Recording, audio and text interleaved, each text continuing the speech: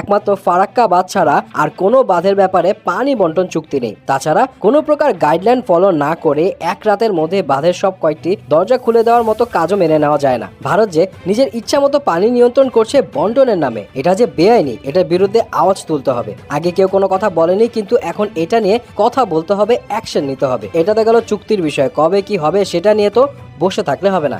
আমরা নিজের দেশের মধ্যে থেকে কি করতে পারি? তাহলে আমরা যেটা করতে পারি সেটা হলো সেচ প্রকল্প বা মেগা স্কেলে রিজার্ভার প্রকল্প হাতে নিতে হবে। কৃত্রিম খাল বা রিজার্ভার খনন করে রাখা যেতে পারে, যা প্রতি বর্ষা মৌসুমে বন্যার সময় নদীর পানির উপচে পড়ার পর জমা করবে।